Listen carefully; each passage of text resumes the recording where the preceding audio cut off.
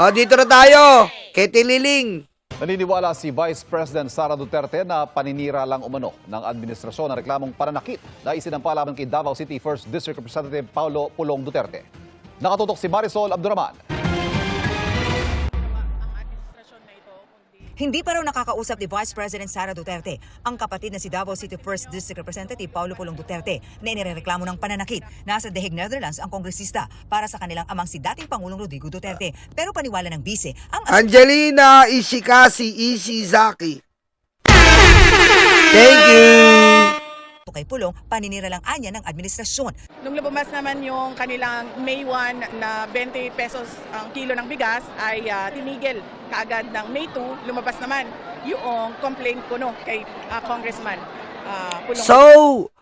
So, ano yung nakita namin? AI pa talaga? Napakatanga ni Sara?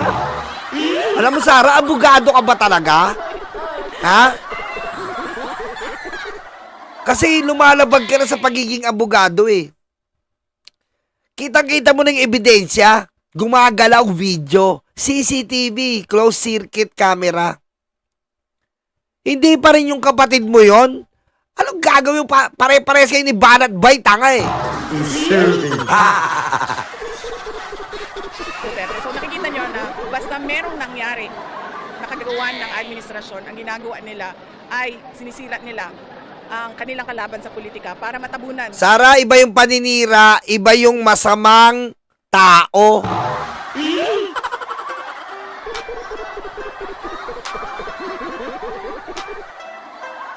Nagalit si Pulong, sa babae tulong.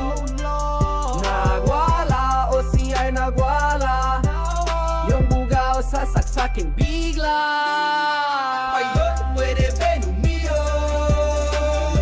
ikaw sa kilagot. Iyot man, ako si iyot man, ang tamat ninyong congressman. Ayun, pwede benumiyo. Ha? Nakakagawa na tuloy ako ng dance step eh. Ha? Sara, gumising ka. Pare-parehas kayo. Nasaan earth ba kayo? Ha? Pare-parehas kayo nila Banat Bay at mga DDS. Naniniwala ba kayong flat ang earth?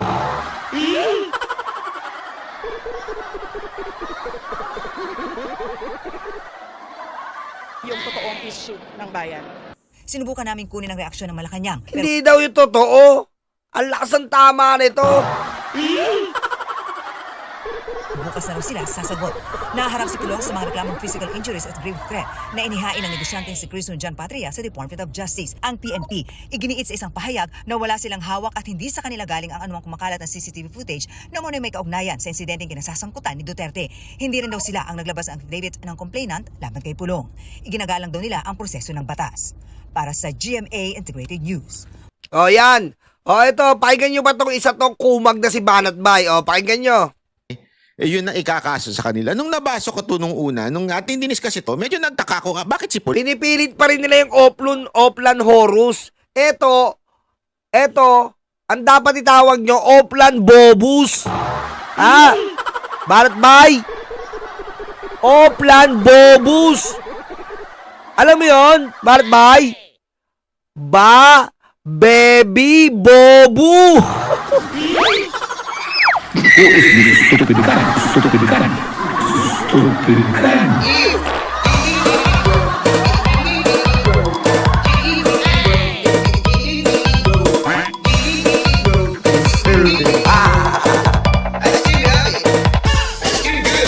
Hindi po siya naliligo. Bobo ka!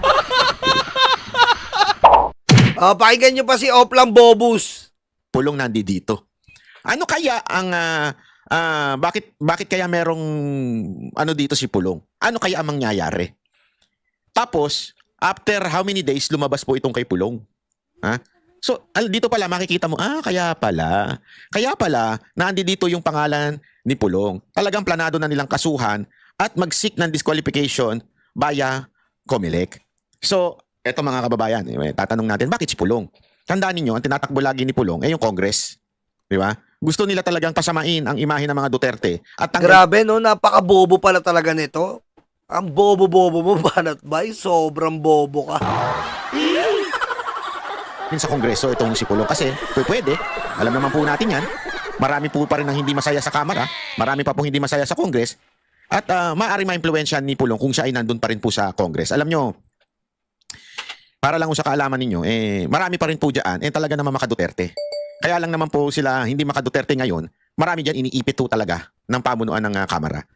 So, para mawala yung mga threat, alam naman po natin, laging ganyan na yung Kamara na yun, lalong-lalo na si Speaker. Mahilig yan mag-eliminate ng threat. Halimbawa na nga lang po, yung kay BP Sara Duterte, di ba?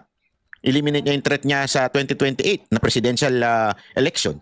So, lahat na lang ng kasiraan ni BP Sara Duterte ginawa. Threat din po si Pulong Duterte dito kay Speaker Romualdez sa Kamara. Pagka Tanga! Ang pinag-uusapan yung ginawa niya! Bobo ka! Bobo talaga neto. nagkabaligtaran, kunwari lang, manalo yung mga Duterte senators, tapos talagang dumausdos yung ratings ni Marcos at saka ni Romualdez. Bobo. Threat Ang bobo mo, Banat Bay. dahan sa Amerika patungkol ho dyan sa issue ng Okada, di ba? Hindi naman natin sinasabing guilty, pero na-involve doon sa kaso. Ito nakakapagtaka, ni isang mainstream media walang nag-discuss. Anak na, ayan ka na naman, kaya ka na sa sople. Hindi naman pag may issue kayo, gusto nyo i-discuss sa mainstream media eh. Ba't pinag-iinitin yung mainstream media? Di ba malalakas na kayong social media? Yun yung pinagtatanggol mo, di ba? Huwag ka lang mabasa sa mainstream media. Malakas kayo eh. Di ba? Yun, para hindi na pag-usapan yung di umano, yung alleged money laundering na ginagawa ng ni Marcos daw. O di umano, ha? Di umano yan, ha? Alleged po yan, ha? Alleged. Madaling salita, daw, ha? Daw. Di tayo sure.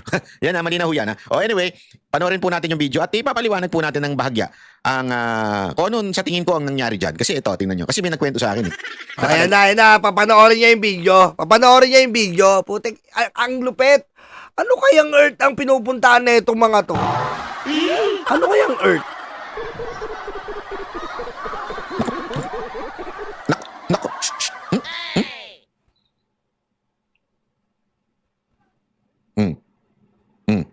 Ayan, walang sound. Una sa lahat to mga kababayan, gusto ko lamang pong anuhin. Ito, habang pinapanood natin yan. Una, magtataka ka dito. One, bakit walang sound? Okay? Pangalawa, putol ho yung video. Ibig sabihin, hindi natin alam kung bakit nagalit si Pulong. Ha? Kung meron mang sigurong maling ginawa si Pulong dyan, ay bakit di niya tinulong? Ay, bakit di natutulong? Sorry, mali. Mali! Bakit niya inambangan? Parang gano'n, di ba? Yun ang sinasabi ng iba. Kasi ganito yan eh. Ito, mga kababayan. Ang istorya, sabi eto daw lalaki, yung mataba, sabi, bugaw daw yan. Pero pag babasahin mo doon sa mga ibang nag-post, businessman yan. Okay, businessman daw yan. Pero yung iba naman, sinasabi, meron daw binugaw itong mga babae kay Pulong. Okay? Oo, tanga-tanga yan eh. Huwag nyo intindihin. Walang sound CCTV. May sound yan eh. Rinig na rinig natin eh. May sound yan. Meron CCTV na walang sound. Meron CCTV na may sound. Diba? Diba? Eto pong CCTV na to, may sound talaga yan. Diba? Kaso, nung kinuwanan yan, hindi po kasi yung sa atin kasi, hindi po yung actual CCTV. Panakaw lang na kinuha yun. Tinakas lang. Yung nakuha nating CCTV, hindi po yun yung totaling CCTV. Kumbaga tinakas lang. Kaya pansin nyo po, zinuzoom ng cellphone. Sa cellphone po yun.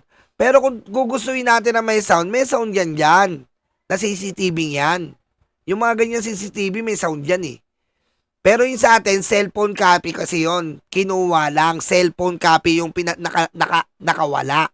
Cellphone copy. Yun ang sinasabi, yun ang akusasyon. Binugaw daw kay Pulong tas hindi binayaran, parang something like that. Okay? Ngayon, kung titignan mo yung kwento na yon, ay pwedeng pumasok sa video. Ano ibig ko lang sabihin? Simple lang. Ito yung video. Kung sino man yung lintik na direktor nito, hahanap yan ng kwento na mukhang kapanipaniwala o di kaya pwedeng sumute doon sa video. Nagigets nyo? Kasi kung talagang totoo yan, mantakin mo. Ikaw ha, halimbawa lang, ikaw kongresista ka. Tapos, kilala ka. February daw ya. February daw. Ala, putik talaga, no? Grabe! Anong earth ba pinabibilangan nyo? Putik, nakakahiya ka! Balat bay! Eto, nagpapasigurado sa'yo ng dumidila ka ng itlog, pinapakain mo sa sarili mo!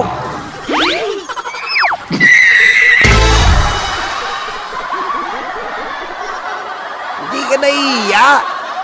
Grabe na pagdila ng itlog mo, balat bay, tigil-tigilan mo na yan! Nangyari ito. Alam mo na target ang mga Duterte. Alam mong target kayo ng gobyerno ni Marcos. Alam mo yung kapatid mo pinag-iinitan. Gagawin mo ba ito? Kukuha ka pa ng bugaw? Kukuha ka pa ng nyok-nyok? Hindi. Naglagagets mo? Tanong mo, ganun siya kamanyak eh. Pag sobrang manyak, ganyan. Yung tatay niya nga eh. Yung tatay niya eh. Kung di ka ba naman tanga, yung tatay niya nanahimik yung katulong, pinasok yung panty, piningger eh. Tanga ka ba? Ha? Barat bay? Tanga ka? Yung tatay, pinasok yung katulong, piningger na nanahimik, natutulog.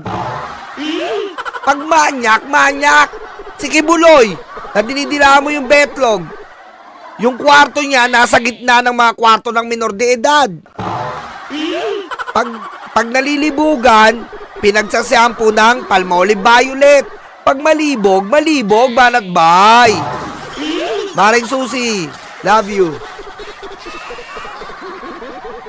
Banat bay, pag malibog. Alam mo yan. Bakit ka kukuha ng nyok-nyok? Tapos ganyan kabulgar, gagawin mo sa bar. Di ba? I mean, sorry ha, pero ikaw ay hindi naman simpleng tao. Ikaw ay anak ng dating presidente.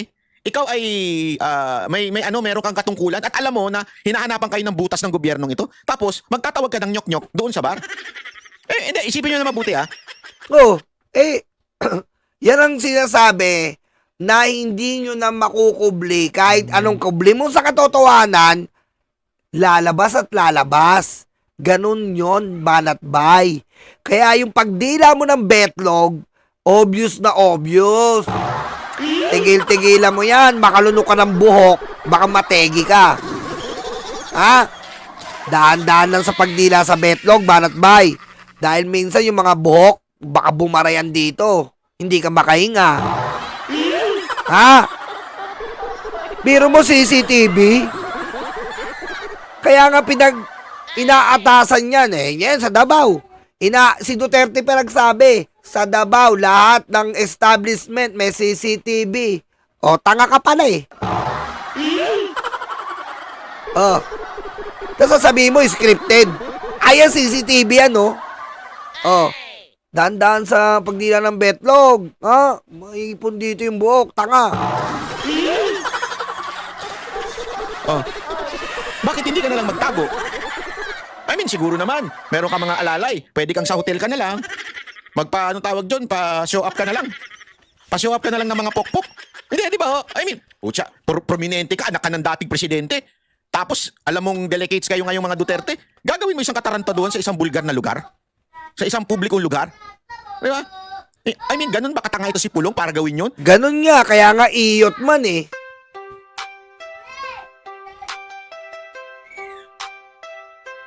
Nagalit si Pulong sa babae tulong. Nagwala o siya'y nagwala, yung bugaw sa saksakin bigla. Pwede umiyo, ikaw sa tilagot. Iyot man, ako si iyot man, ang tamad ninyong congressman.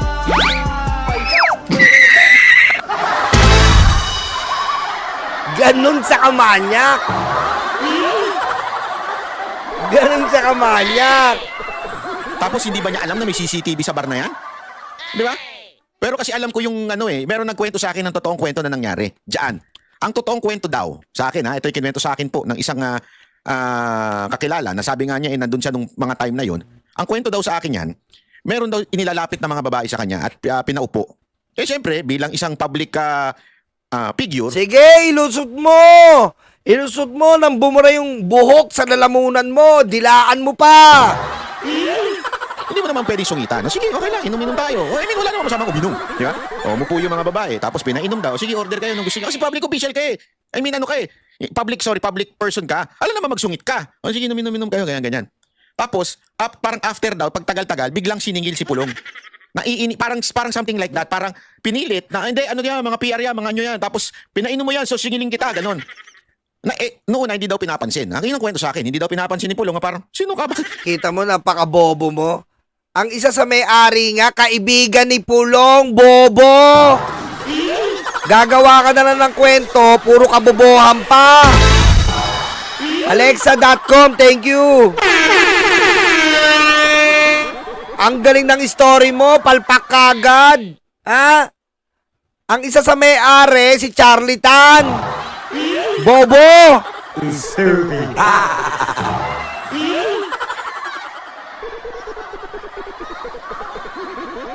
Akala ko, di ba, parang may isip mo, may mga fans lang yan dito. Fans, parang mga supporter yan, ng mga Duterte, pinuupo nyo dyan. Siyempre, as a public figure, hanggang, inaabuso na. Yung parang bagang inutos-utusan na yung babae na gumawa ng something na parang doon na inis daw. Di umano. Si Puro Pulong ka na parang, daw. Inaabuso mo yung babae? Puro ka Na tipong daw. Parang sa kanya, parang pinipilit mo yung mga babae na gumawa ng hindi maganda at alam mo yun, magtrabaho. Parang ayaw daw ng babae pero pinipilit daw. Di umano ha. Yun ang kwento. Alleged po yun ha.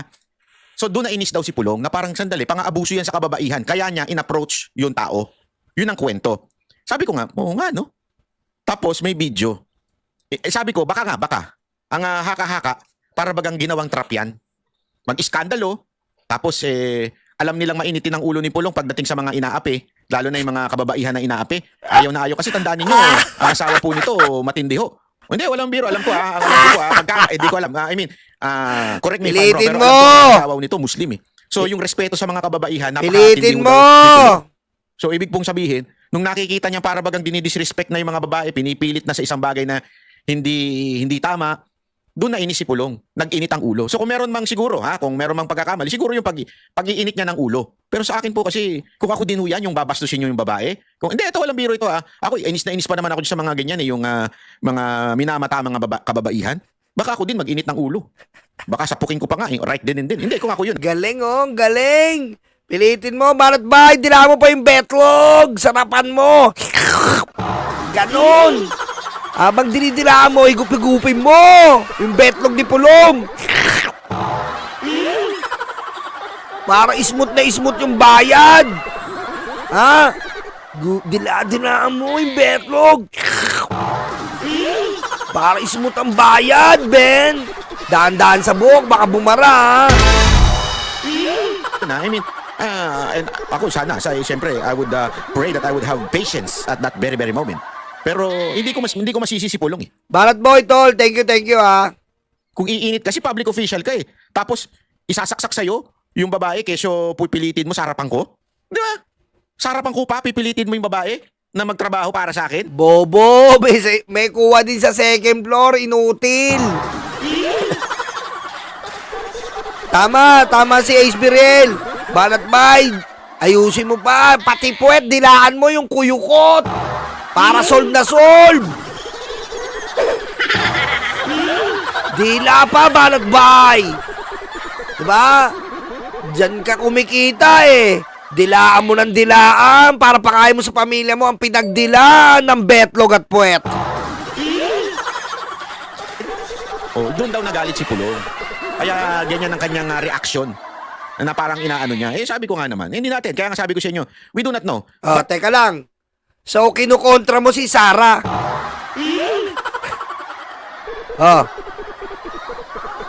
So, kinukontra mo. Sabi mo, si Pulong yan. Si Sarah, sabi niya, hindi. Yari ka ngayon. Paano ang envelope mo?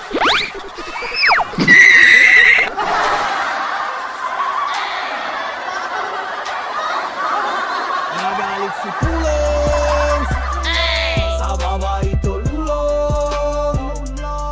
Nagwala o siya'y nagwala. Ikaw sa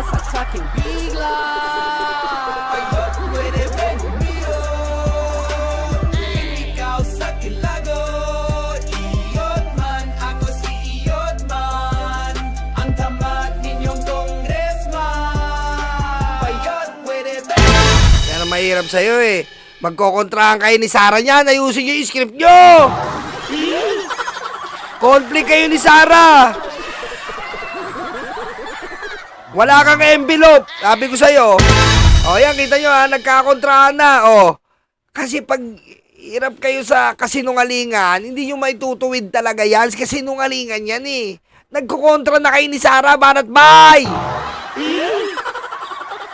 Ano?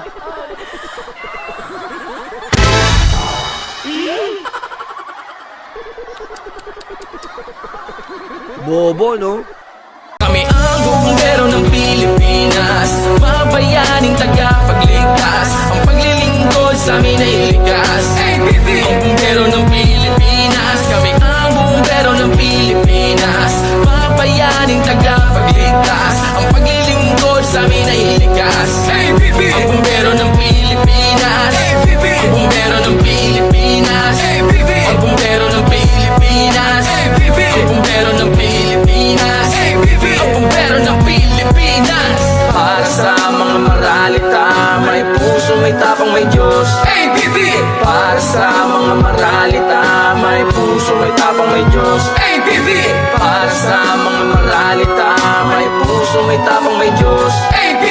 Para sa mga maralita, may puso, may tapang, may Diyos.